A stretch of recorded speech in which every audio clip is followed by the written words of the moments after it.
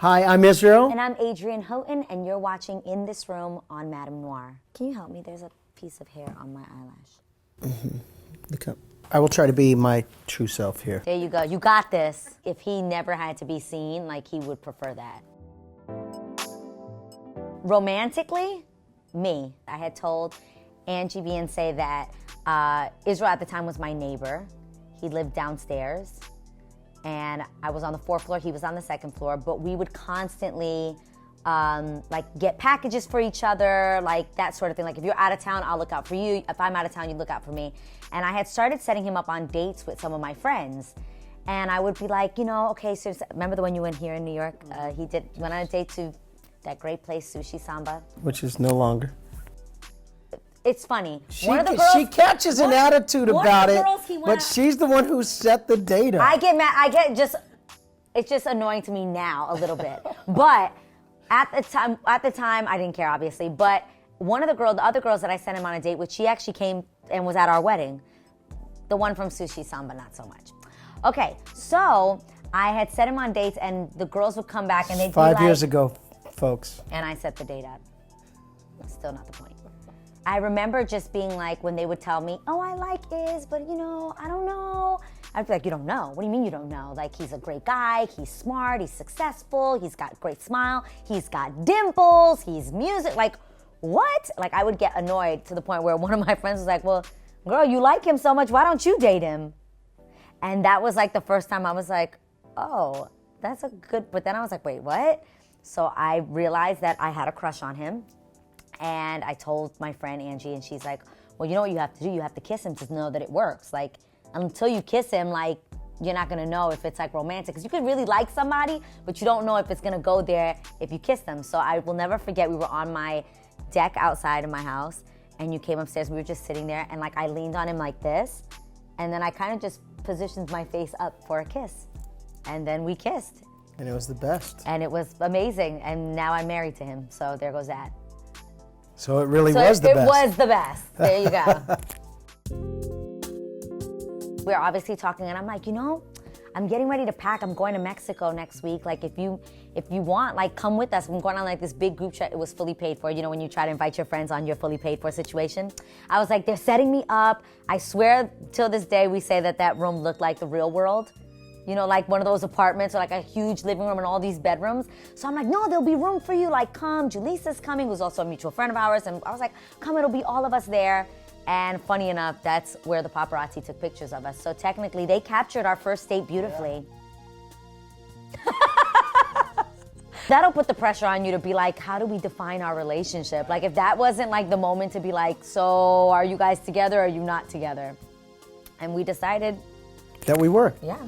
We only had to announce it and decide what our relationship was going to be because of that. I mean, I kind of gave her the option, really, the suggestion more than the option. Like, listen, this is so brand new. Like, feel free to say, hey, this guy's just my friend. And like, I really did give her the option to just kind of toss me aside. I've never been the person to like drive my career or my life by image. Like, I've just never been that person. I've never been like, oh, you're not a good look for me, let me not hang out with you. Or, oh, that person's a really dope look, let me go be mad thirsty and get up under them. Like, I've just never been that person. And so in that moment, I'm like, I'm not gonna just be like, oh, bye, peace out, tell my PR to put out a statement that, you know, I was misled or anything like that that would make him look bad but make me look good. I'm like, no, let's ride out together. I would tell my friends, including her. You would tell me all the time we were just friends. I say it, I will never get married again. I'll never get remarried. And I was like, okay, cool. Like, I thought he would, I really believed. I'm like, oh, he'll never get married again. I really believed that. Yeah. And if I'm honest, like what happened in Mexico and just the way she handled it, the way we talked through it, I literally told one of my closest friends, like, I think I'm gonna marry her. And he's like, well, I thought you were, you know, I thought you had a completely different idea about marriage. And I was like, I did. I feel like I do, but like, I know that like this is real. This is God. This is soulmate. This is the thing that, you know, people live their whole life to experience. I'm experiencing it. Even when we dated, we followed Megan Good and Devon Franklin's book, The Wait. So I had never thought I would do that. That was not my suggestion. I'm just keeping it real. But I appreciated it because I'd never had anybody approach it that way ever before. And I thought then I even questioned if it was dumb, like how does this work out? Because like, you know, I normally wouldn't tell somebody to go do that. Now I would though, which sounds crazy because before I never would have been like, wait till you get married. Like you'd be like, no, test that out, you know? But it established a huge foundation and for it made us. a huge difference. And now that I look back, I realize why it was only an 8-month. Yeah, that probably had something to do with it too. 3-month engagement. We were engaged for only 3 months. Go. But shut up. Let's wait. I will say this though. People are like, why was our engagement so short? But we really had our hearts set on getting married on 11/11. Like that was like a magic number for us. You have your hat on? You know? Oh, you normally do. But we love the number 11. I see the number 11 all the time, and it's like perfect alignment. And we were like, let's get married on 11/11. And we got engaged August 11th. So it only gave me 3 months to plan a wedding, which was easy anyway, because I didn't really care what it was going to be. I just was excited.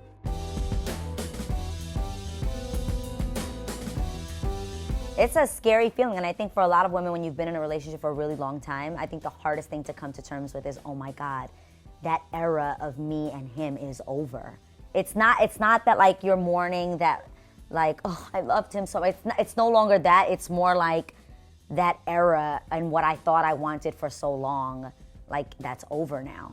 Yeah, and that's a hard decision to make, but you have to make the decision for what you know is right for the rest of your life. Like when you think about, this is gonna be the father of my children, this is gonna be who, like, when you start thinking about those things, it makes a world of a difference. If you're gonna make a really big decision in your life, take some time to be alone if you can, and give yourself time to think so that you can not hear so many other voices. There's so many voices that we hear in our life, from our parents to our friends to your significant other being there telling you every single day, I want to be with you. You need sometimes to silence all those voices and just give yourself a moment to hear what it is you really want.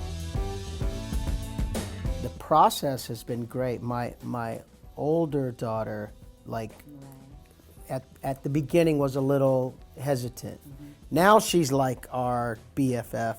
That's dope too, is that he has like older kids in the sense of like Mariah and Jordan are married. Yeah. So like we get to hang out with them as couples. Like now we're getting ready to start planning like vacations and like couples vacations. And that's awesome. And I love the fact that they have such open minds and open hearts. And I think that's really important. But most of all, that I actually come from a blended family. People in social media land were like, this can't be real. Like, they can't possibly be that cool. My thing was, how they not mad at me, but you gonna be mad at me? Right. How does that work? Like, how does it work? This is actually their life. Yeah. And they're like, okay, but I think the difference is, again, when you lived it and you had the front row seat to it, you're like, okay, I get it. When you just speculate over a blog and not knowing people personally, you'll make up your own story. But yeah. You'll be the first to know. When it happens. I think it's so funny because I said on the reel, like, that 2018, I wanted to start working on a family. That didn't mean like that January second. Like, 2nd, I've been pregnant now for so long, according to social media. Like, my baby is a teenager in my belly. Like, it's been full. First of all, the initial thing was they're getting married because she's pregnant. But I think it's important that people know I'm not in a rush. Like, we're in no rush. I think we didn't even actually actively start wanting to try until like literally just this August. But other than that, yeah. We were on a flight and Israel just asked me like why do you love me so much? Like why do you love me? And I didn't answer automatically because I didn't have the answer right then and there. I like had to sit and think, and I was like, why do I love this man so much? And I realized this was my answer, and it was like the most awkward thing because like I was crying and I was like, oh my God, like I get it. You love me the way my mom loves me. You love me like that. Like you like me. You like hanging out with me. You think I'm funny. You think I'm witty. I could be so silly in front of you, and I'm like, and you love me. Like you think I'm beautiful. You think I'm dope. And I'd never experienced that before. I never experienced affection like that. Like, He just likes to hug, like just for no reason, and it doesn't have to be sexual. You know what I mean? Like just to hold me and hug me, and I love that. She was the first person that made me feel like you don't have to hide in order to be accepted. She was the first person that said, I'll accept everything because I like you, I love you, all of that. It's the first relationship I've ever been in where I felt celebrated, not tolerated. I'll walk into the house and there's like just this sense of truly welcome home. And I'll tell you what, man, a guy will break his neck to experience that kind of love and that kind of and that kind of celebration. And so she has figured it out fully. And there's nothing I wouldn't do for her.